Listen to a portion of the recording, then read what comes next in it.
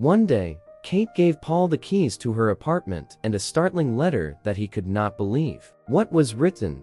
Paul was the only black waiter in a mostly white restaurant, and he was always kind to customers. One busy night, he helped Kate, a disabled white woman, get into the restaurant. This act of kindness marked the beginning of an unexpected friendship. It was a typical Friday evening rush, with every table full and patrons chatting loudly above the clinking of cutlery as the lone black waiter in a mostly white business. Paul wiped the perspiration from his brow as he navigated the busy restaurant with plates in hand. Even with the tension beneath the surface, Paul always felt he had something to prove. Every shift was a performance in which he tried to combine smooth service with an unwavering smile. He frequently navigated the front door as it jingled, signaling the entry of a new customer. But the sound was followed by the customary silence as he peered through the crowd.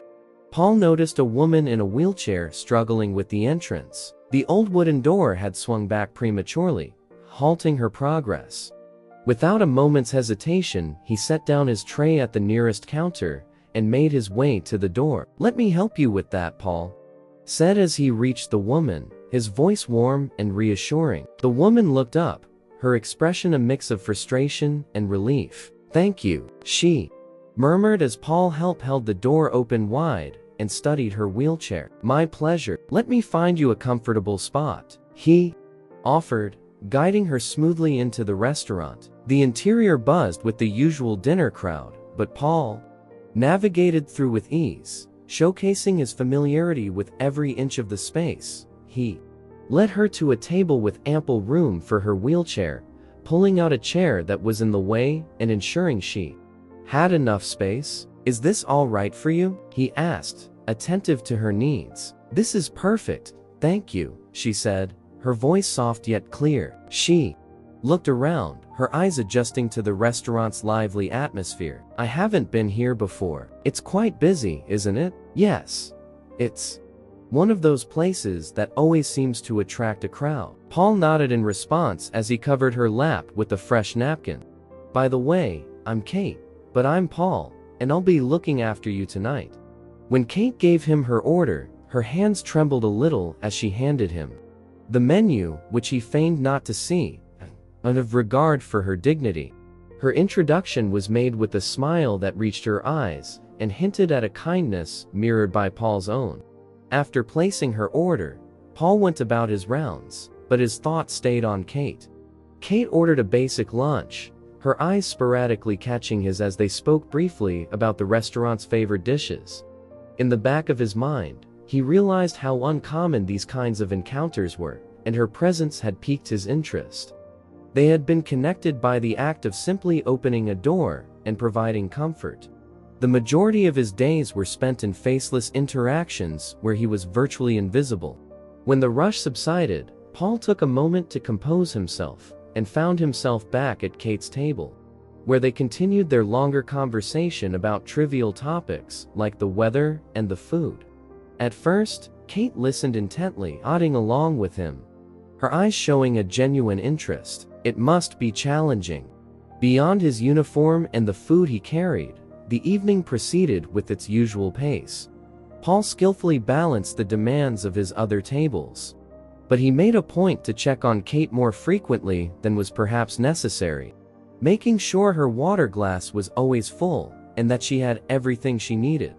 In spite of the chaos of a typical Friday night, Paul laughed and said, "It's rewarding in unexpected ways, like meeting new people like you." Her smile grew, and for a brief while, the din of the restaurant seemed to recede. It was just the two of them, enjoying a moment of human connection. Drew came to an end, and when Paul assisted Kate with her coat, she expressed her gratitude for his outstanding assistance. "Not only was her tone genuine and the service excellent, but you truly made me feel at home with your kindness." With a genuine smile, Paul replied, "I hope to see you again." Paul felt a warmth go through him, a reaffirmation of why he did what he did despite the occasional challenges. As Kate rolled her wheelchair in the direction of the door, holding the door open again, he watched as she rolled out into the night. With her help, Paul had not only made Kate's evening easier, but he had also reignited a sense of purpose in his own role, serving as a reminder that, beneath the demands of the Russians, there were moments of genuine connection that awaited discovery over the coming weeks. Every Friday night, Kate's visits to the restaurant became a regular part of Paul's routine. Like clockwork, she would will herself in and be greeted by Paul's warm smile and the reassuring familiarity of the restaurant's buzz. The staff came to treat her differently after realizing how often she came. Maybe because of Paul's example or just because of her dignified manner and friendly demeanor. Every time, Paul made sure that Kate's preferred table by the window, overlooking the busy street in the setting sun, was available. This was an unspoken arrangement, a small gesture that spoke volumes of his respect and consideration for her comfort. As he moved chairs to make room for her wheelchair, their conversations, which began as a result of an unplanned act of kindness and developed into a meaningful friendship, gradually moved from courteous menu exchanges to more in-depth discussions about their lives and worldviews. Paul's other duties occasionally interrupted their conversations. Kate frequently discussed everything from books to current affairs. Because of her keen intellect and inquisitive mind, Paul found her insightful and captivating observations imbued with a perceptiveness. "I came across an intriguing read today." As she talked about the most recent piece she read, Kate would begin to light up. In between clearing plates and refilling her water glass, Paul would pause to listen, genuinely interested in what she had to say. Through these little snippets of conversation, Paul also began to understand the breadth of Kate's life experiences and the challenges she faced because of her disability. She spoke candidly about the obstacles she faced on a daily basis, uneven sidewalks that made navigation dangerous and public spaces unsuitable for wheelchairs, well as the frequently indifferent attitudes of people she encountered. However, her tone remained free of resentment, instead displaying an underlying resilience and a refusal to be defined by her physical limitations. "It's not about what you lose in life." One evening, Kate clarified in a calm manner that it all comes down to what you do with what's left. Paul nodded, impressed by her tenacity. With a tone that was both admiring and melancholic, Kate smiled.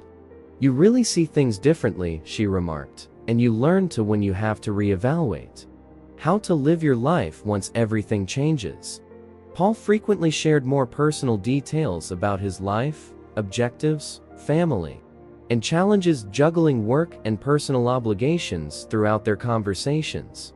With empathy, Kate listened and offered the boy words of support. Paul was surprised by the fact that one evening the restaurant was quieter than usual, which gave them more time to converse.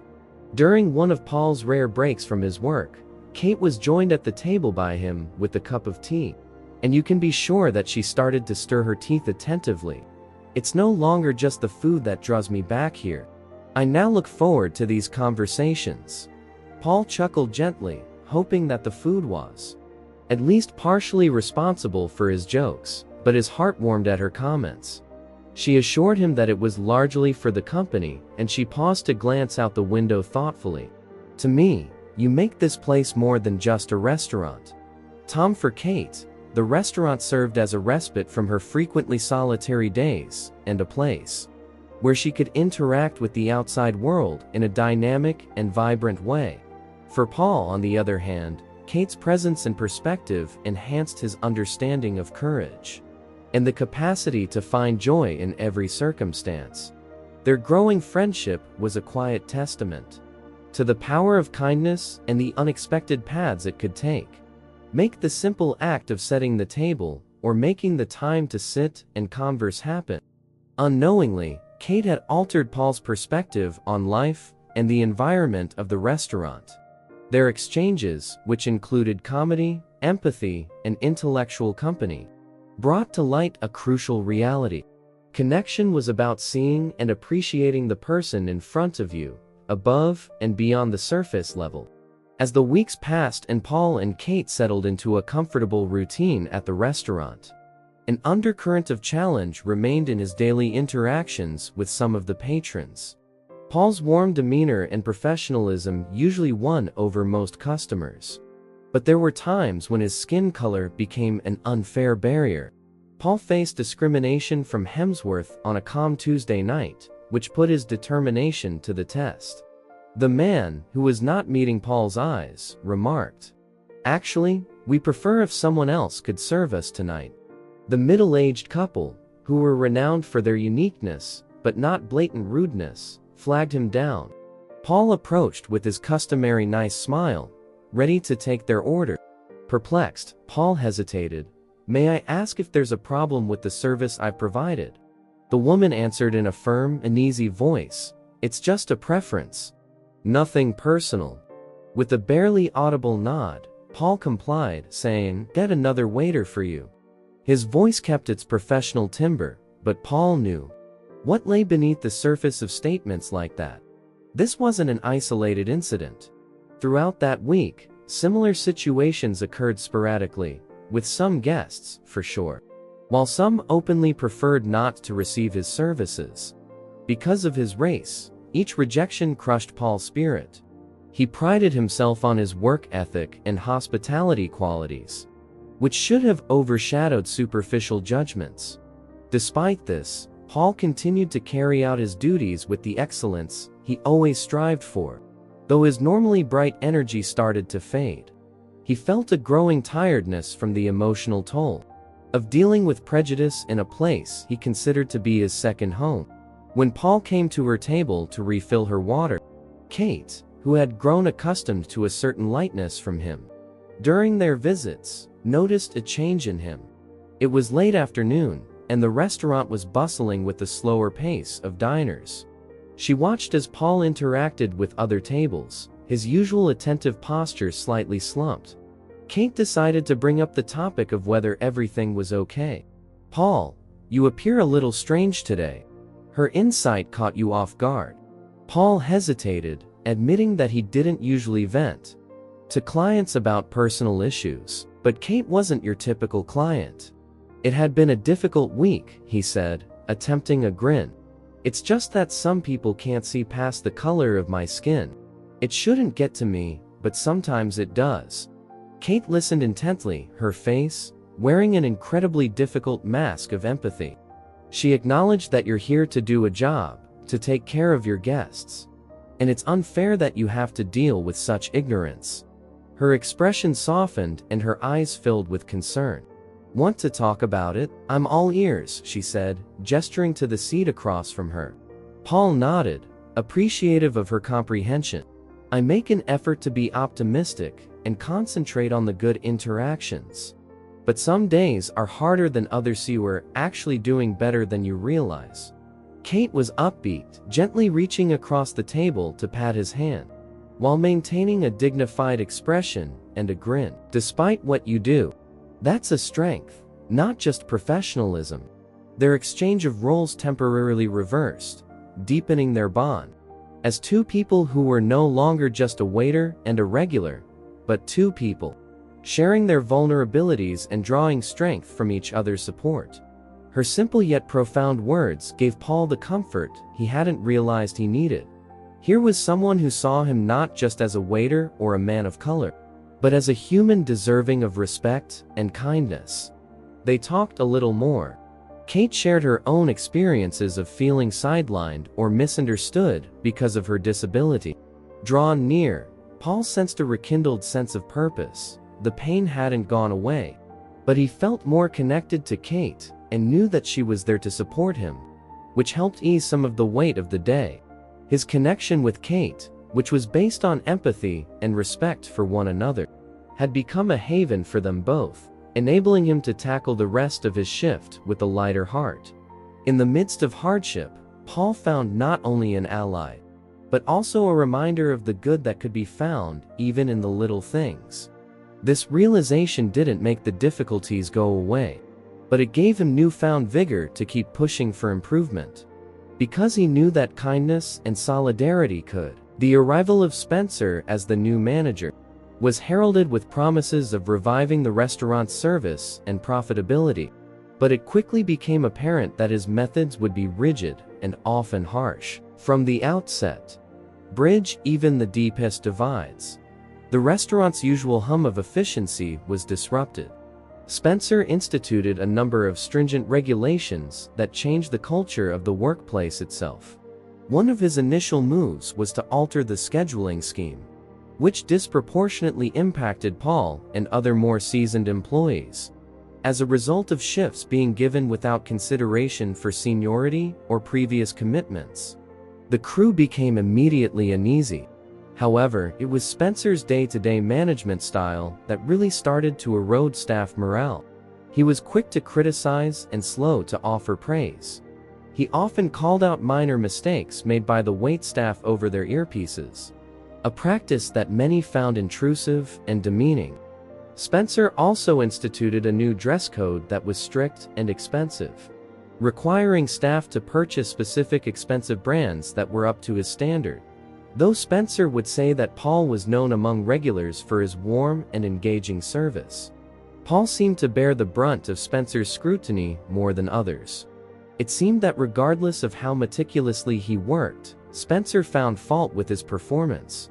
"You need to smile more, Paul. Look more welcoming." Another occasion, Paul was pulled aside by Spencer, who suggested sternly that he should try to fit in more rather than stand out. Despite the thinly veiled professional advice, there was an obvious undercurrent of racial bias in these remarks, which Paul found harder to ignore or dismiss. The stress started to show in Paul's demeanor. The lightheartedness he once brought to his interactions was replaced by a cautious, measured approach.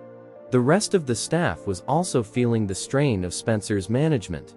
Breaks were cut short, and the lighthearted banter that had previously made their ship go the rear room, which used to be a hub for jokes and stories during breaks, was suddenly silent, save for the noises of uniforms being changed and cutlery being prepared. Concerned, Kate brought up the topic during one of her dinners after noticing that the lively atmosphere that had drew her to the restaurant started to fade under his rule. "The place feels different now," she noticed, as she studied Paul's face in anticipation of a response. Paul was hesitant before nodding slowly. "We have a new manager," he said. "It's been an adjustment for all of us." He wanted to keep his personal feelings out of it in order to remain professional, but Kate's knowing look encouraged him to go forward, because he had new ways of doing things that not everyone agreed with. "You need to take care of yourself," Kate said.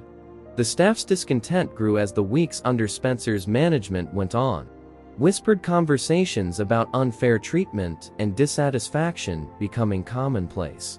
Paul appreciated her concern and realized how deeply the situation was affecting his own sense of well-being.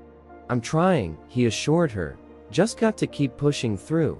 The workers felt helpless as their once thriving workplace transformed into a stiff, depressing place to work. A particularly unsettling incident happened during a busy lunch break. Paul was publicly chastised by Spencer for a minor order placement issue. The conflict was uncalled for and humiliating for both the workers and the customers. "And it's not how we do things around here." That was a breaking point for Paul, who had up until that moment maintained a controlled front. "Paul, maybe you're not suited for this kind of work," Spencer had said, loudly enough for surrounding tables to hear. The comment stung with an edge sharper than just professional criticism. Some employees took to social media to show their support for Paul after the incident, sending each other supportive glances and muttering criticism of Spencer's strategies. Despite the mounting obstacles, Paul was strengthened to maintain his commitment and not allow Spencer's repressive approach to influence his feeling of professionalism or self-worth. This little but meaningful companionship served as a reminder of the collective strength they shared. Paul found the resolve to persevere when he realized he wasn't alone in his battle. And this realization was reinforced by the tacit support of his co-workers and the sympathetic gaze of friends like Kate. After settling into her customary place by the window, Kate's visit to the restaurant that week took an unexpected turn when she noticed an unnerving scene. Spencer, the new manager, approached Paul near the main counter. The exchange appeared regular at first, but Kate's keen eyes picked up on the tense way Paul was standing, and the serious expression on Spencer's face as voices were overlaid by the soft din of the restaurant. A few quotes from Spencer's rebuke. "Paul, you need to step up your game or step out of Spencer. This carelessness can't continue." Chris spoke in a furious way that made Kate realize that there had been a small misunderstanding regarding the order of a tablia mistake that might have been easily fixed, but Spencer's response was excessively harsh, his comments reverberating throughout the almost silent space. Paul calmly replied, "I understand, sir. This won't happen again." His face was composed, but Kate could see the twitch of muscle in his jaw, signifying his distress as Spencer left, satisfied with the discomfort he had caused. Kate felt a wave of protectiveness, unable to watch this man, whom she had grown to deeply respect, treated so poorly. Determining that this was not acceptable, she waited for the right opportunity to approach the manager, catching Spencer by the host stand. "I'm Kate, and I overheard your talk with Paul Spencer." I was taken aback by her candor, and gave her a small nod. "Yes, ma'am. How may I help you?" "I just wanted to say how much I appreciate Paul's service. He's always been very courteous and professional, and I come here frequently because of his work. After all, anyone can make a small error, don't you think?" While Spencer's reaction was courteous but condescending, Kate's tone conveyed a strong sense of conviction.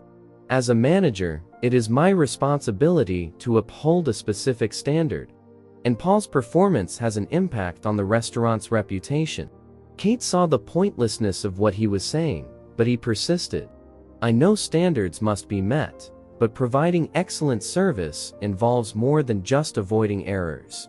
It also involves how employees treat clients, and Paul shines in that area. Perhaps you might take that into account when making your evaluation." As he was about to conclude the conversation, Spencer grinned tightly and said, "Thank you for your concern." His eyes skimmed over Kate. "I'll consider it carefully." Disappointed but unsurprised by the evasive answer, when Paul came back to serve her, Kate was filled with deep frustration at the injustice. But she also knew that pressing further in the same conversation would not change Spencer's stance. Her attempt to speak up for Paul had been met with indifference, a reflection of Spencer's inflexible approach to management. Kate gently conveyed what she had done. "I hope this doesn't give you any trouble, but I spoke with Spencer about it earlier." Paul's eyes expanded significantly, showing both concern and gratitude. "Thank you, Kate. That truly means a lot to me, but don't feel like you have to intervene. I can deal with him." "I know you can, but you also deserve to be treated fairly," Kate nodded, understanding his demand for professionalism and autonomy. "I couldn't just watch the incident, albeit brief, alter something important in their relationship." Though uncomfortable, Paul's friendship with Kate became a testament to mutual respect and advocacy qualities that transcended the roles of customer and server. They continued their interactions with the reinforced Kate, who had shown her nothing but kindness since their first meeting. Paul felt a deepening sense of gratitude and respect for Kate for her courage to speak on his behalf. The sense of warmth and camaraderie that had long defined the restaurant's atmosphere was under constant threat since Spencer's arrival. His strict policies and direct management style had made many employees nervous, including Paul, who had taken the brunt of his criticism. However, it was Spencer's unprecedented decision that truly tested the resolve and unity of the restaurant staff. One chilly evening, as Kate maneuvered her wheelchair through the front doors, an entrance she had used countless times before that, she was abruptly stopped by Spencer. Paul, who was arranging tables nearby, became increasingly uneasy as he saw the events. "Miss Kate," blocking her access, "I'm afraid I have to ask you not to come in." "Spencer." Spencer's expression was expressionless as he gave his prepared response. Your wheelchair is becoming a nuisance to other diners. It's making it difficult for our staff to move freely and for other customers to enjoy their meals without obstruction." Kate took a backslip and scowled at him. "I've been coming here for months. Why would I not be allowed in now?" The remark struck Paul like a punch to the face. He knew Spencer was tough, but he had never anticipated that the manager would treat Kate differently because of her disabilities. "Kate deserves every right to be here." Unable to contain himself, Paul spoke up, and his voice echoed throughout the restaurant, grabbing the attention of other customers. With a chilly gaze, Spencer turned to face him. "This is a business choice.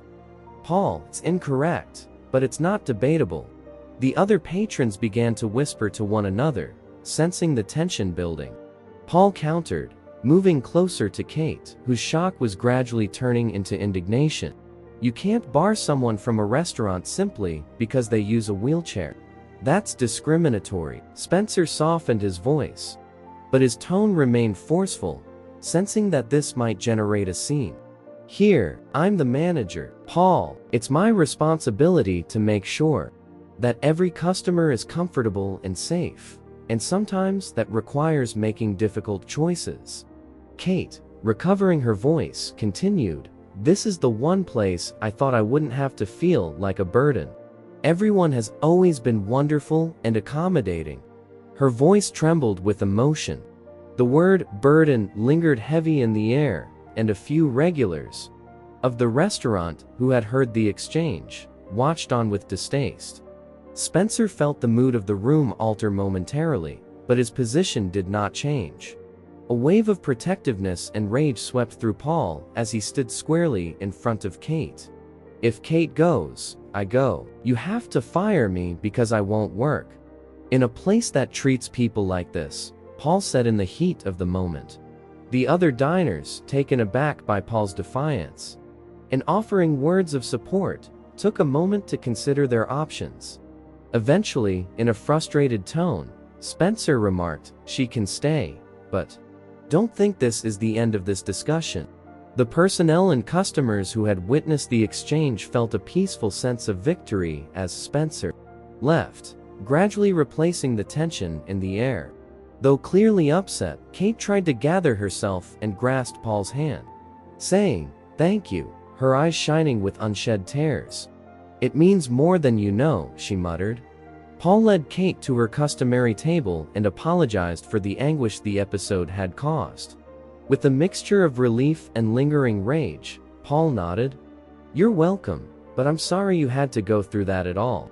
The incident cemented a significant bond between them, enduring friendship, but also a deep-rooted loyalty and mutual respect that served as a constant reminder to Paul of his own principles and the kind of person he wanted to be, no matter the cost to Kate.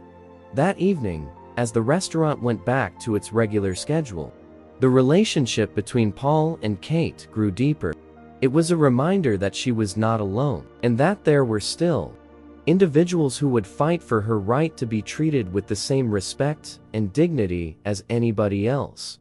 A tacit admission that their friendship had grown into a strong force capable of opposing even the most egregious acts. The tension in the restaurant increased significantly following the altercation with Spencer regarding Kate's presence there. Even while Paul was happy to have stood up for his close friend's rights, he was aware that his defiance could have negative consequences. His forecast came to pass sooner than anticipated. Paul double-checked his uniform the day before his shift to make sure every last detail complied with Spencer's strict requirements. He was called to Spencer's office, and the walk there seemed to take longer than normal because he was always filled with the sense of impending doom. Paul arrived in the north. His voice was sharper than normal, which unnerved Paul more. Spencer was sitting comfortably behind his desk, his expression impassive, when Paul entered the room. "I value your commitment to providing excellent customer service." Paul, which makes this more challenging, started off seeming almost regretful. "But your behavior last night was unacceptable. My authority in front of employees and customers is not the kind of atmosphere we want to foster here." Though Paul's heart fell, he remained composed. "I stood up for what I thought was right," and he answered, his voice firm despite his inward struggle. "Noble, Kate deserved to be treated better." The words hit Paul hard, but he wasn't completely surprised. "If standing up for a friend and a loyal customer means I have to leave, then I'll accept that decision with my head held high," he said, his pride in his integrity outweighing his fear of unemployment. "Your actions undermine my position and the operational protocols of this restaurant," North continued. "I have no choice but to let you go." With a nod, Spencer gave Paul a tiny severance check, signaling the end of his years of employment. "I hope all of your future initiatives go well." Kate was waiting for him outside the restaurant when he walked out with his belongings. Her face fell as she saw the box in his hands, an all too clear indicator of his fate. He said that a formal dismissal was in order. Paul felt a mix of emotions, anger, sadness, but also a strange relief. He had acted according to his values, and no job was worth compromising those. "Paul, I'm very sorry. If there's anything I can do," she remarked, as soon as she heard what had happened. Paul shook his head. "I couldn't have asked for more from Kate yesterday, yet you lost your job as a result of me," Kate protested, tears welling up in her eyes. After a moment of silence as the weight of the day settled over them, Paul corrected gently, saying, "I lost my job because I stood up for what's right. Because we stood up for what's right. I don't regret it, and I don't want you to either." Paul then put down his box and gave Kate a warm embrace that expressed their friendship, saying, "Let's not let this break us down. We'll get through this. I'll get another job." The words, "I'll be there every step of the way. You're not alone in this, Paul. We'll fight this together," were accompanied by Kate nodding and wiping away a tear.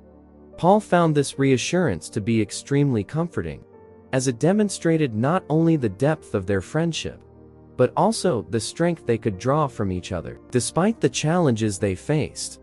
It was a mutual support system based on respect and kindness. As they parted ways that day, a revitalized feeling of purpose, they were allies in the fight against injustice, not merely servers and patrons.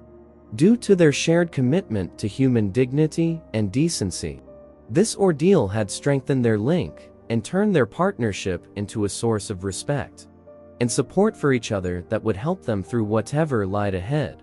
The days that followed his dismissal were among the hardest Paul had ever experienced. Because he didn't have the routine of work to ground him, the mornings stretched out with an uncomfortable emptiness, and his appartement, which had previously been a place of rest and respite, became a confining reminder of the uncertainties that lay ahead. His thoughts were consumed with concerns about how he would continue to support his family, who relied on his income, and manage his finances. Paul was the family's primary provider, so his unexpected loss of income was not only a personal blow, but also a threat to their well-being. His younger sister was in her final year of college, and his mother needed expensive medications. The weight of these responsibilities pressed down on Paul, tightening his chest with anxiety every time he thought about the future. Meanwhile, Kate struggled with her own issues and couldn't get rid of the feeling that she was somehow to blame for Paul's job loss. The restaurant scene was reenacted in her mind over and over, with Paul standing up to Spencer and ultimately paying the price for his bravery. She felt obligated to support him, feeling obligated to treat the situation delicately, but she was also acutely aware of the need to stand by Paul. Kate began by utilizing her network to inform friends and acquaintances about Paul's predicament. Her efforts to locate him employment opportunities that would respect his dignity and capitalize on his expertise were motivated by her wish to subtly highlight his abilities and work ethic, without going into too much detail about the reasons for his firing. One afternoon, Kate invited Paul to coffee in a little cafe off the well-known streets where they usually met. It was a safe space where they could converse freely, And when Paul got there, she could see the tension from the previous few days on his face. "Paul, I'm contacting folks I know informally to inquire about employing Kate." She started off casually but cautiously, "So if you're interested, I may send your CV along without any pressure." Paul gave her a look that was both appreciative and reluctant. "I sincerely appreciate your willingness to assist, Kate. I know I need a job, but I don't want to bother you or give the impression that you owe me anything." After a brief pause, Paul nodded, a tiny smile penetrating his worry. Kate firmly shook her head. "You're no burden, Paul. And this isn't about owing anything. It's about helping a friend in need." "Okay, everything. I genuinely do appreciate that, Kate." With some relief, Kate wanted to help more, so over the course of the following few days, she made a list of possible employers and volunteer opportunities that would fit Paul's strengths in hospitality and customer service. She repeatedly called and emailed, stressing Paul's credentials and the good contributions he had made at the restaurant. She was also aware of Paul's current financial difficulties. When Paul received the unexpected delivery, he was deeply touched and suspected Kate's involvement. He recognized her generosity and thoughtfulness the next time they met, and he thanked her not only for the groceries, but also for the hope she was helping to restore in his life. Kate covered the cost and made sure the delivery was made anonymously. It was a small gesture, but one she hoped would ease his burden even slightly. "I'm at a loss for words, but know that this means the world to me," Paul spoke in a passionate voice. Kate brightly grinned and said, "I'm just glad I could help." Kate's actions were a lifeline that pulled Paul back from the verge of despair, and for Kate, helping Paul was not only a way to ease her guilt, but also a reaffirmation of their bond, and a testament to their resilience and the strength they found in each other. The small community surrounding the restaurant had always been tight-knit, a place where everyone knew each other's names and stories. Paul remembered that their friendship deepened through this exchange. A regular client in this neighborhood took action after seeing Spencer's unjustified firing. The customer had covertly videotaped the exchange between Paul and Spencer, documenting the unfair treatment and Paul's dignified response, driven by a sense of justice. They shared the footage on social media in an effort to draw attention to the injustice. The video went viral on the internet very fast. The video exposing Paul's firing had ripple effects that extended beyond the community's calls for justice. It caught the attention of Mr. Jack, the owner of the restaurant, who had no prior knowledge of the full scope of Spencer's management style or the effects it was having on the staff and customers. After watching the video, Mr. Jack was horrified and became extremely concerned for the integrity of his company and the welfare of his staff. The viral video showed Spencer harshly dismissing Paul for standing up for a regular customer's dignity, a move that went against the principles Mr. Jack had always upheld in his restaurant. The community reacted angrily, and the restaurant's reputation was in jeopardy. Mr. Jack realized that swift action was required to address the situation and win back the community's trust, so he made the decision to act decisively. Mr. Jack summoned Spencer to his office for a heated confrontation. During the exchange, Mr. Jack expressed his displeasure and disgust with Spencer's actions. "This restaurant has long taken pleasure in being a friendly space for all members of the community.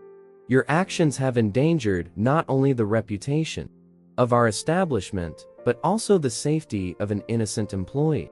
Mr. Jack made it clear that he was removing Spencer from his position immediately, citing the need to realign the restaurant's management with its core values. Mr. Jack then made personal contact with Paul, setting up a meeting at a nearby coffee shop that would provide an open and honest environment. During their meeting, Mr. Jack apologized deeply to Paul for the unnecessary stress he had endured, expressed admiration for his integrity and courage in standing up for what was right, and offered him his job back with the assurance that management practices would change. I'm hoping you'll think about getting back to us. Paul, we really need someone with your kind of character on our team. I promise that going forward, our staff will perform better.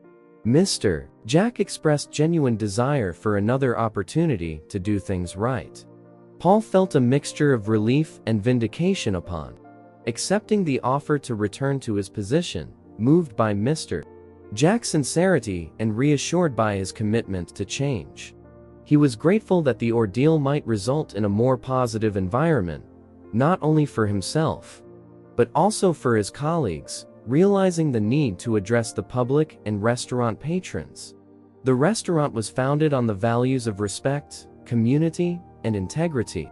Mr. Jack organized a press conference to publicly apologize for the incident. He openly condemned Spencer's actions and outlined the steps the restaurant would take to ensure a more inclusive and respectful workplace.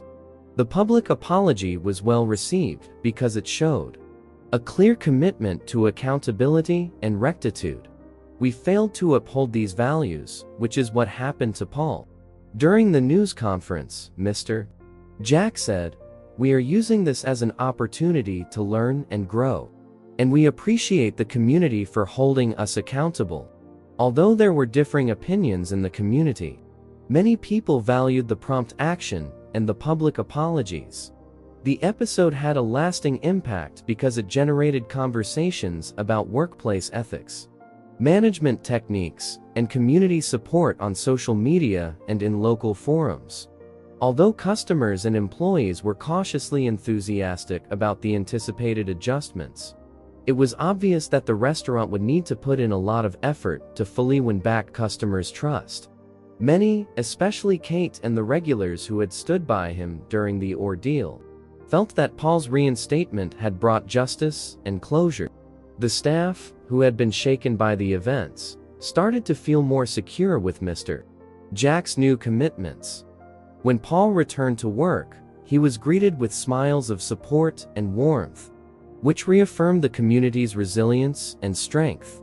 Coming back to the restaurant with his job secured and the neighborhood cheering him on, Paul sensed a rekindled sense of mission. The entire experience had been a furnace, melting away any ignorance Tay may have had about the workplace and society at large, leaving behind a more determined and reflective man. Every shift he worked from now on was not only about performing his duties perfectly, it was also a chance to reiterate his principles and his dedication to kindness and inclusivity. Underneath this renewed vigor was a contemplative undercurrent. Paul's interactions with customers were more thoughtful than ever. Welcomed. From greeting guests at the door to making sure their dining experience was as comfortable and enjoyable as possible, Paul became aware of the deeper societal issues of racism and ableism that had manifested in his own life after the Spencer incident and the fallout. He started to think back on his prior encounters with the subtle and overt prejudices he had encountered. It wasn't just about one manager's misconduct. Rather, it was about systemic biases that affected countless others in various silent ways. After reflecting for a while, Paul decided to read more about social justice issues, talk to community leaders, and attend forums where topics like equality and inclusivity were covered. He wanted to understand the bigger picture of his experiences and figure out how he could make a difference during the slower times at the restaurant, when he wasn't serving customers or taking care of other everyday duties. One evening, as he shared some of these thoughts of dynamics of racism and ability intersected in the experiences of people like himself with Kate during one of her regular visits. She listened intently and nodded in agreement that it's pervasive and that the issues you face are not isolated incidents, but rather part of a larger pattern that many people deal with on a daily basis. "Yes," Paul replied, his voice tinged with a mix of frustration and resolve. "It's made me think about what I can do and how I can help change things, even in small ways." Kate grinned, her eyes reflecting Paul. "You've already demonstrated pride by standing up for what's right. by coming here and refusing to allow those obstacles stop you. You're also encouraging awareness raising by discussing these topics in an open manner and citing Kate's remarks as support. Paul started taking more initiative outside of work. He joined a neighborhood advocacy group that promoted workers' rights, especially for those in the service industry who were frequently marginalized. He also began sharing his story at community meetings, not only to highlight his own experiences, but also to shed light on the ongoing struggles of others dealing with comparable issues. Returning to the restaurant, Paul's expanded viewpoint affected the way he trained new employees. He highlighted the value of empathy and understanding in service, teaching them to identify and meet the diverse needs of all customers, not as a duty, but as a standard of care and respect. This all-encompassing approach gradually helped foster an environment in the restaurant where inclusivity was a lived practice rather than just an ideal. Both returning customers and newcomers could sense the difference, frequently remarking on the cozy and inviting atmosphere that Paul and his team had created through their travels. The weeks passed and the lively atmosphere of the restaurant seemed to slightly fade with the noticeable absence of one of its most cherished patrons, Kate, whose regular visits had become a fixture and a highlight, not only for Paul, but for many of the staff as well.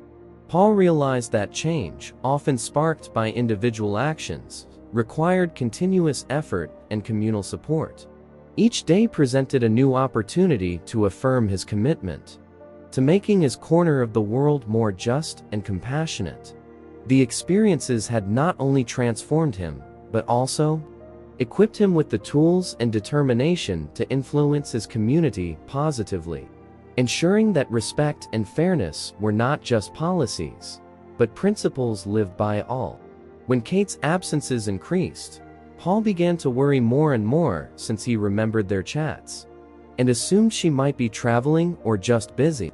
Her perspectives on life's obstacles and her unwavering determination, which had all grown to be sources of motivation and courage for him. There was an obvious gap left by her absence of joyful interaction and meaningful conversation. Paul decided to call Kate one calm afternoon when the rush had subsided, and the sound of the plates clinking seemed to echo hollower than usual. His heart was heavy with concern as the phone rang multiple times. Before Kate answered, her voice weaker than he remembered, Kate's. There was a pause on the phone, and when Kate replied, her words were tinged with a weariness that Paul had never heard before. It was Paul, and he started attempting to keep his tone light. "We've missed you at the restaurant. Is everything okay?" "Good Lord, Paul. Sorry for not dropping by, but I haven't been feeling well recently. It seems like my body isn't as strong as my soul." She attempted to laugh, but her hard breathing drowned out her joke. Paul's heart fell. "I'm sorry to hear about Kate. Is there anything I can do to help?"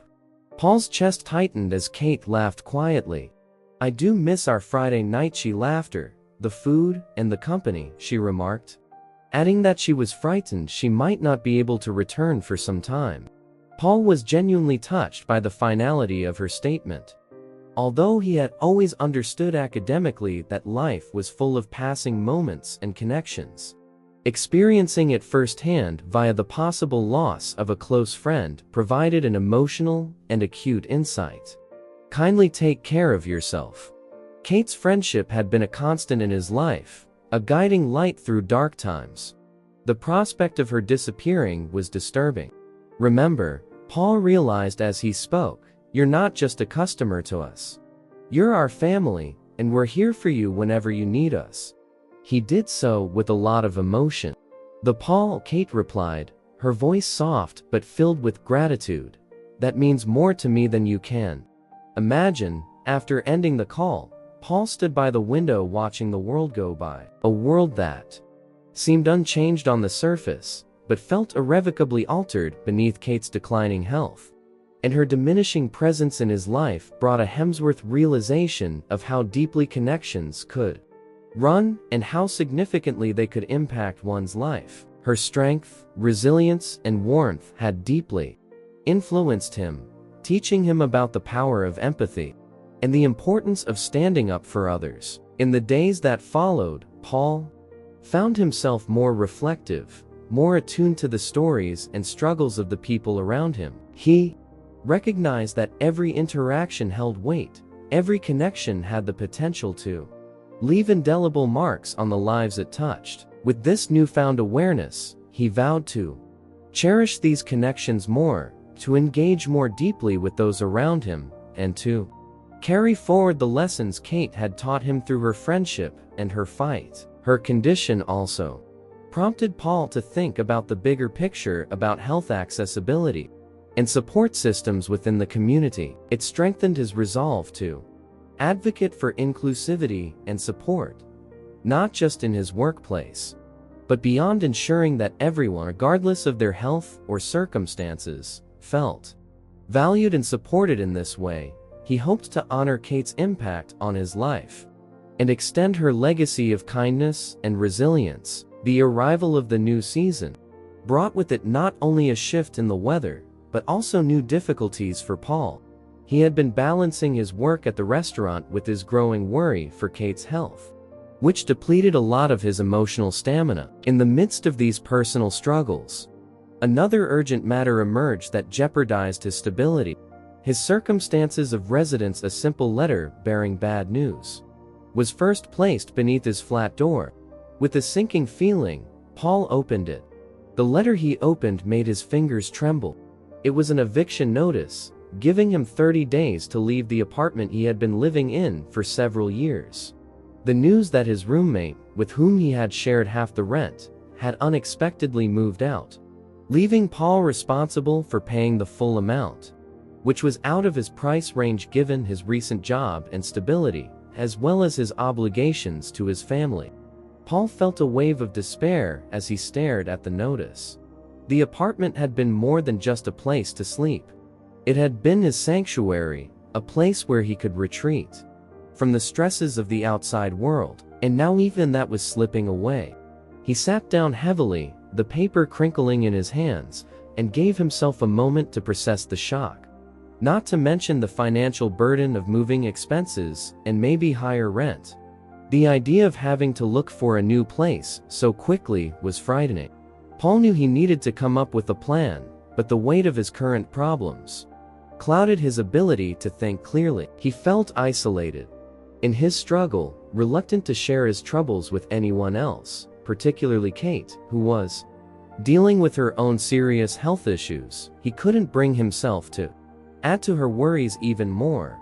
Paul didn't want to burden his family. They depended on him, not just financially, but also as their emotional cornerstone. Revealing his own vulnerabilities might shake the foundation of support he tried so hard to build and maintain for them. As the days passed, the stress of his impending eviction consumed Paul. At work, he maintained his usual friendly demeanor, serving guests with his characteristic warmth and efficiency, but behind his smile lay a mind fraught with worry. The contrast between his professional facade and his personal turmoil was Hemsworth, and he found it increasingly difficult to manage his anxiety. Determined to handle the situation on his own, Paul began scouring for affordable housing options. He used to spend his evenings on the internet, looking through listings, most of which were dead ends. In a silent moment of contemplation, Paul realized that he had to persevere, since apartments were either too costly or too far away from his place of employment. Although the obstacle looked insurmountable, he knew he had to stand strong for his family, Kate, and himself, as well as for himself. Though he had always preferred to rely on his own resources, Paul decided to reach out to local community groups that assisted individuals in housing crises. After recalling Kate's strength and resilience in the face of her own adversities, this was a step he had never considered before, but the current situation called for more extensive measures. Making contact with these organizations provided Paul with fresh opportunities. He learned about housing support programs and short-term shelters, intended to aid others in similar circumstances.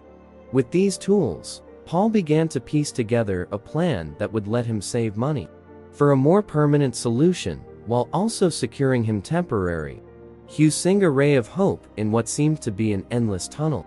Paul learned a lot from this difficult experience about vulnerability and the value of asking for help. He came to the realization that acknowledging one's struggles does not indicate weakness, but rather is a first step toward finding strength and solutions. Determined to regain his stability and continue to be the support system for those he cared about, he vowed to keep moving forward. When Paul approached her table on one of her increasingly infrequent visits to the restaurant, Kate looked at him with a mixture of concern and maternal intuition, sensing an underlying struggle. Despite his warm smile and attentive service, there was a noticeable weariness in his eyes, and a certain restraint in his usually upbeat demeanor. When the din of the restaurant died down and Paul was stopping briefly at her table to get more water, Kate waited for a quiet moment. Then, she reached across the table and covered his palm with her own, telling him to slow down. "Paul, feel free to speak with me." Kate spoke softly and with worry in her low voice. "I've observed that recently, you seem a little odd. Perhaps I can help?" Paul hesitated at first, wanting to reassure Kate that everything was okay.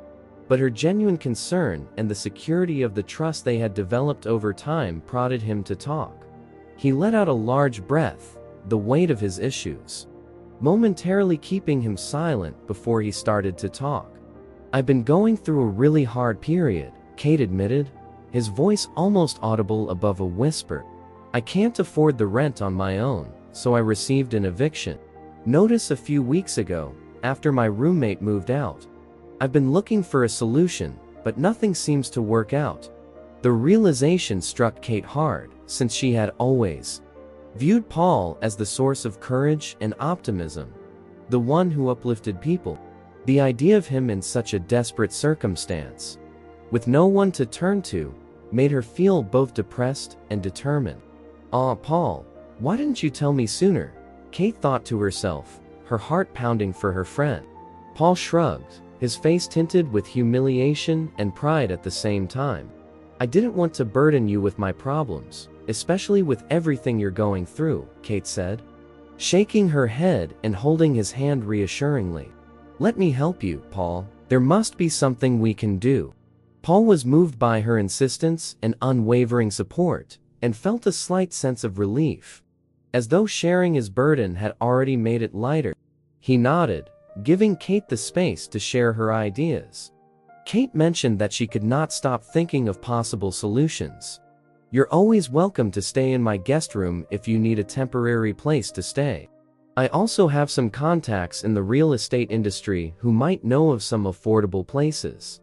We can make some calls to see what choices are available." She was unexpectedly generous in offering Paul a place to stay, which surprised him and provided a workable short-term fix that would reduce his anxiety right now. "That's very generous of you, Kate. If things become too tight, I might just take you up on that offer," he replied, his voice full of appreciation and determination to help more. Over the next few days, Kate actively engaged her network, calling real estate friends and searching online for financial aid and affordable housing options that would ease Paul's transition, without the threat of imminent eviction hanging over him. Meanwhile, Paul followed Kate's lead, finding inspiration and solace in taking charge of his circumstances. As they navigated this difficult time together, Paul and Kate's partnership demonstrated how shared struggles could strengthen one another and strengthen his resolve. Her involvement not only facilitated practical solutions, but also reaffirmed the depth and reciprocity of their friendship. Each step forward strengthened their bond and deepened their support, highlighting the profound impact of their relationship. Strengthen relationships by transforming hardship into a monument to friendship and resiliency. As winter came, the growing concern for Kate's health seemed to be reflected in the coolness in the air. Paul and the regular customers, who had grown to regard her as part of the extended family, and were aware of the seriousness of her condition. Noticed that the once bubbly woman was becoming less and less of a cheerful, animated person. Her movements were slower and her smiles fewer in number.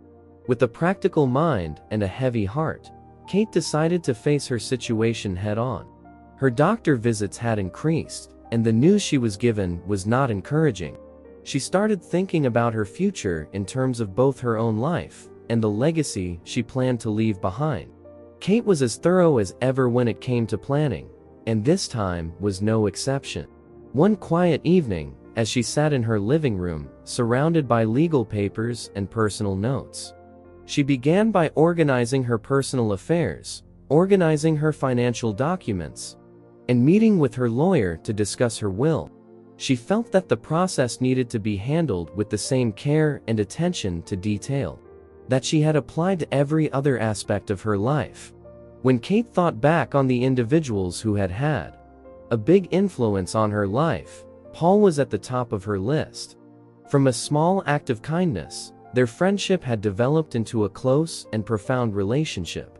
Kate called her lawyer back to discuss a specific addition to her will, because she wanted to make provisions for Paul as a gesture to help secure his future, and express her gratitude for the friendship and loyalty he had shown her. It wasn't just about leaving him a sum of money. It was about making a lasting impact that would hopefully ease his life's burdens and inspire him to continue his acts of kindness toward others. Paul had stood by her through some of her most challenging times, and she had supported him through his. This reciprocal bond of friendship was something she valued greatly. Kate's thoughts also shifted to the larger community, the remaining employees, and the customers who had grown to be like a second family to her. She imagined that a portion of her legacy would be a fund or scholarship that could assist others in the community who were going through difficult times, whether they were related to their health, finances, or education. Her conversations with her attorney concerned more than just allocating her assets. They also concerned making a long-lasting good impact on the community that had shown her such warmth during this process. While Kate did not want to burden Paul or her friends with the details of her failing health or her future plans, she did find a way to subtly express her intentions and feelings. When Paul visited her home and they had a quiet afternoon tea, Kate discussed her views about legacies in an oblique manner. "Paul," she pondered, gritting her teeth, "I've been thinking a lot about what it means to leave something behind. It's not just about what we leave for people, but what we leave in them, don't you think?" Paul, perceiving the profundity of her statement, nodded. "I believe that too. It's about the memories we create and the impacts we have on each other's lives," he responded. Kate grinned softly, squeezing his hand and yours in mine. Kate extended her arm. Paul will never forget that when the day was coming to an end, and he was getting ready to go, he felt in her quiet moments, Kate pushed him to keep creating a life that was not just significant for herself, but also helpful for others. This gave him a renewed feeling of responsibility and a drive to live up to the faith she placed in him. Kate found peace in knowing that her affairs were in order, and her intentions to help her friend and her community were set in motion. Her life had been full of challenges, but also full of immense love and connection. Now, she was making sure that her legacy reflected just that. As Kate's health continued to decline, her thoughts frequently turned to Paul and the profound difference his friendship had made in her life. His support had been a beacon of light during her darker days, and she was determined to reciprocate his kindness in a meaningful way. With her days increasingly punctuated by reflection and planning, Kate decided to take decisive action that would ensure her support for Paul continued long after she might not be able to provide it personally. Her plan was both generous and thoughtful, a substantial financial gift that would alleviate his immediate financial worries and potentially secure his future. After numerous discussions with her financial advisor and lawyer, Kate structured a trust fund that would be discreetly transferred to Paul upon her passing. This fund was specifically designed to help him with his rent and living expenses, support his mother's medical needs, and enable him to pursue further education. If he chose, the fund was substantial enough to offer him a new level of security, yet it was set up in a way that would encourage sustainable growth and use over time. Additionally, Kate wanted to ensure that this gift was presented in a way that would honor their friendship and reflect the deep respect she had for Paul's character. She envisioned this gesture not as a charity, but as an acknowledgement of his hard work, kindness, and the positive impact he had on those around him. To personalize her plan, she composed a letter to be delivered to Paul along with the trust fund announcement, in which she thanked him deeply for their friendship and described the purpose of the trust fund. Kate found that composing the letter was both therapeutic and emotionally draining. She expressed in it her gratitude for their history, as well as her hopes for Paul's future. She thought back on the times they had spent together, the challenges they had surmounted, and the lessons they had learned from one another. With her plans made, Kate felt a weight lift off her shoulders. She had done everything in her power to make sure her affairs were in order, not just for her own peace of mind, but also so that she could provide for those who mattered most. She kept these arrangements confidential, choosing not to burden Paul with the specifics of her financial planning or the details of her declining health. Instead, she concentrated on enjoying their time together, cherishing each visit and conversation as a priceless memory. Kate sealed the letter with a sense of peace, knowing that she could continue to support and encourage her friend even in her absence.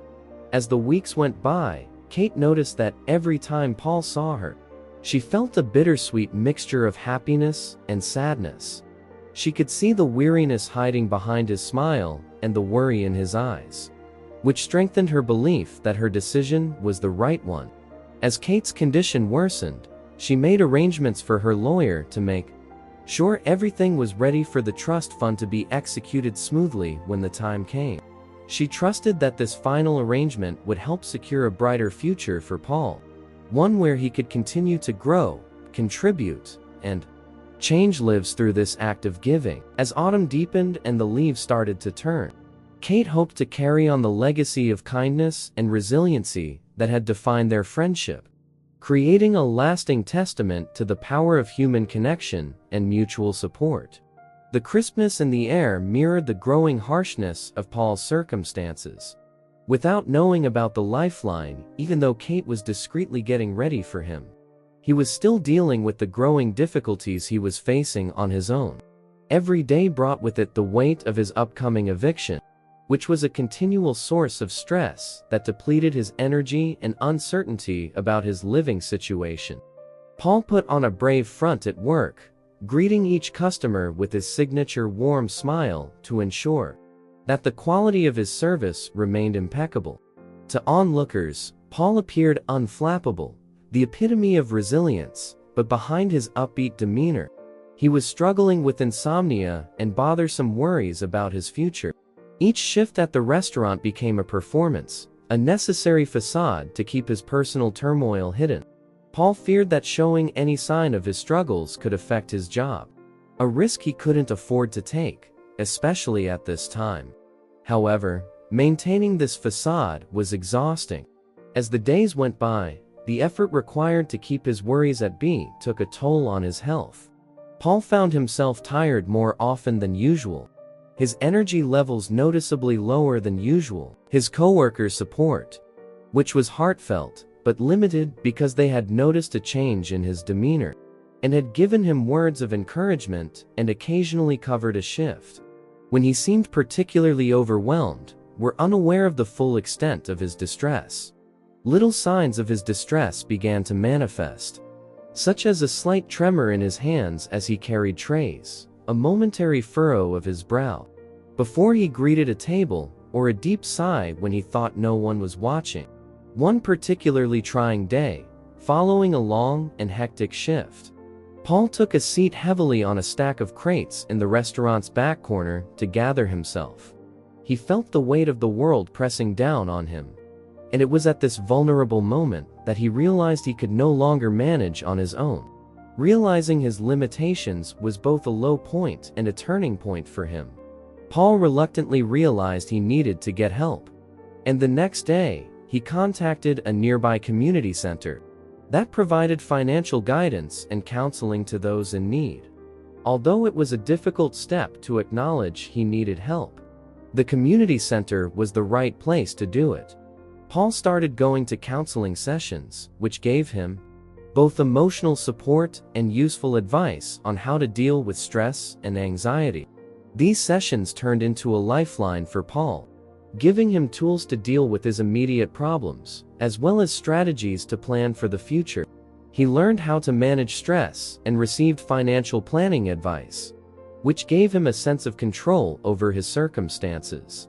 With new coping mechanisms and a somewhat better outlook, Paul noticed a steady improvement in his well-being as he started to take these proactive efforts. His sleep improved, his appetite returned, and the tremor in his hands started to lessen.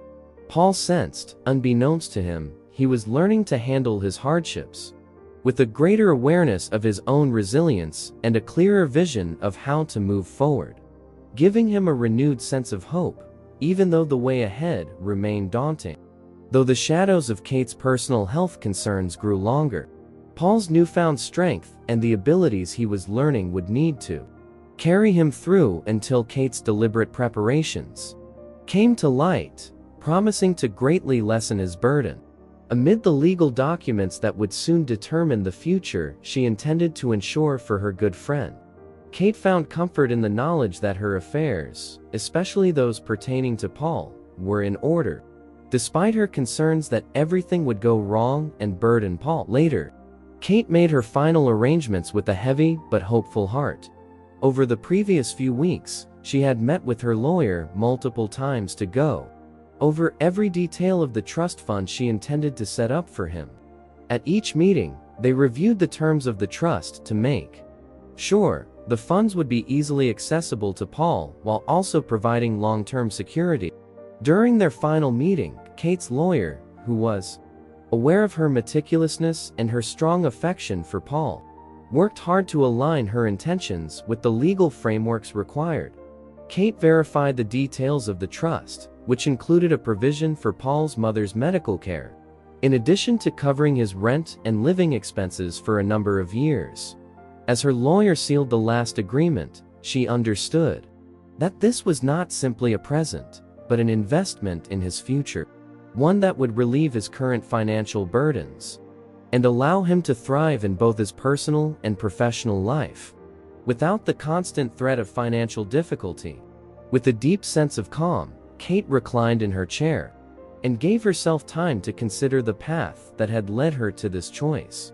From their first encounter at the restaurant, where his kindness had touched her deeply, to their numerous conversations that ranged from trivial to deeply personal, her friendship with Paul had been a source of great joy and mutual support.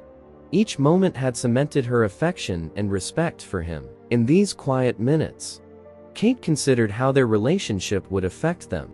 Paul had demonstrated to her the utmost kindness, understanding, and support that individuals might provide to one another, feeling a mixture of determination and nostalgia. These were the values she wished to uphold via her legacy, the values she hoped would continue to lead Paul when she could no longer be there for him. Along with the legal documents, Kate included a personal letter, explaining her thoughts and hopes for Paul. In the letter, she expressed gratitude for their friendship, her pride in his strength, and her wishes for his future. The lawyer, moved by the depth of Kate's care and foresight, assured her that everything would be handled respectfully and in accordance with her wishes. With everything in place, Kate felt a sense of closure. She had done what she could to ensure that those she cared about were taken care of, and she fervently believed that Paul would use this as a means of expressing her wishes. The air was crisp as autumn deepened its coolness, and Kate sat quietly, gazing out the window at the soft glow of the sunset. She was thinking of Paul, hoping that when the time came, he would understand her decision as a testament to their friendship and her unwavering faith in his good heart and bright future. Whispering of beginnings and endings, Kate was relieved that her plans for Paul had been completed. She was looking forward to telling him about her intentions in person. She had imagined a quiet meeting, a moment that would have been filled with warmth, possibly some tears, but also hope. However, life, as it often does, had other plans. On the eve of the day, she planned to invite Paul over and explain everything. Kate felt a sudden, overwhelming weakness. It started subtly, an unusual fatigue that she initially dismissed as a byproduct of her many recent appointments and decisions. But as the hours passed, it became evident that something was gravely wrong. Her breaths became labored, her chest tight, and soon she found herself struggling to even stand. Alarmed, she managed to call for help. Using her home emergency system, paramedics arrived swiftly, and within hours, Kate found herself in the sterile, buzzing environment of a hospital room, hooked up to monitors and IVs. The sudden transition from the comfort of her home to the clinical setting of the hospital was jarring. As Kate lay in the hospital bed, her mind raced with concern, not just for her health, but for her unfinished business with Paul. She had wanted to tell him about the trust, to see his reaction, to explain her reasons, and to offer her reassurances in person. Now incapacitated, she feared she would not get that chance. Her condition stabilized, but the doctors were clear. Her situation was precarious, and she needed to remain under close observation. The news was a bitter pill to swallow, and as she lay there, a sense of urgency gnawed at her. She thought about calling Paul, but discarded the idea. Knowing that a phone call could not convey everything she needed to share, it deserved more than a hurried conversation filled with beeps of monitors and the distant sounds of hospital activity. Instead, Kate asked the nurses to help her contact her lawyer, instructing him to ensure that should anything happen to her, Paul would be informed about the trust immediately. She dictated a short message to add to her original letter, explaining the sudden turn of events and expressing her deep regret at not being able to discuss it in person as she had planned. As night fell, Kate lay in the dim light of her hospital room, her thoughts drifting to Paul. She imagined his future, the paths he might choose, the potential for joy and fulfillment that the trust might bring him. These thoughts brought her comfort, a quiet assurance that she had done all could to secure a fragment of his future happiness. The tension of her health crisis added an acute poignancy to her reflections. She realized how fragile life was, how quickly things could change. This realization deepened her conviction that she had made the right decisions. Regarding her legacy, especially for Paul, she felt a profound connection to him, a friendship that transcended the usual boundaries, one that had become an integral part of her life. And her final wishes, Kate clung to the hope that she would recover enough to speak with Paul and share a few more moments of friendship as she drifted in and out of sleep while being monitored and medicated. However, she was also prepared for all eventualities, knowing that her plans for him were in place, ready to be revealed when the time came, and that they would speak for her when she was unable to. It seemed like an ordinary morning as the morning light streamed through the windows of Paul's small apartment, creating long shadows on the floor. However, one night, Paul was startled out of his routine when he opened the door to see a courier carrying a package, an unassuming brown box that wasn't particularly heavy or large. After signing for it and carrying it to his kitchen table, Paul discovered, when he opened the item, a sealed envelope containing a set of keys and a stack of legal paperwork. His heart skipped a beat as he saw his name written in a beautiful and familiar script on the envelope. Kate's handwriting, which he shattered with a shaky hand, and swiftly unfolded inside, his eyes skimming the lines. Kate opened the letter with her usual warmth, speaking of their connection in a kind and compassionate tone that seemed to reach out from beyond. The happiness Paul had brought into her life, and her sincere gratitude for his unwavering support, were followed by remarks that left him speechless. The keys to the house Kate had loved and adored were now his to take care of. Kate had left him her whole estate in her will. Paul recoiled as the letter slipped just out of his grasp, tears welling up in his eyes at the realization of Kate's passing and the enormity of her farewell gift. She had given him her legacy, gesture so selfless and profound that it felt almost overwhelming. She trusted him to not only manage her belongings, but also to uphold the kindness, compassion, and community that they both cherished. The documents explained in great detail how Kate had meticulously planned her affairs to ensure that Paul would not only inherit her home, but also have enough money to support his family and secure his future. In addition, she had established a fund in her name to support community projects, something they had often discussed. As the initial shock subsided, Paul felt a resolve solidify within him. Kate's trust was not only a blessing, it was also a duty and a call to action because of her life and her last act of selflessness, which motivated him to take the necessary steps. Paul made the decision to use their fresh start to further the causes they had both supported.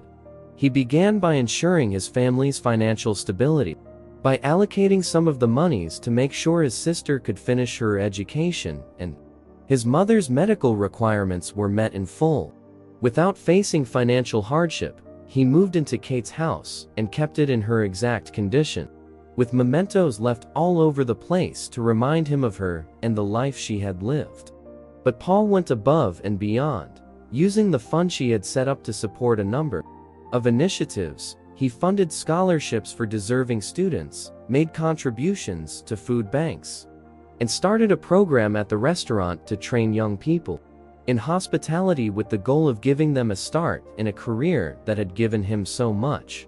He spoke about Kate frequently, sharing her story and the lessons of generosity and hope she had embodied.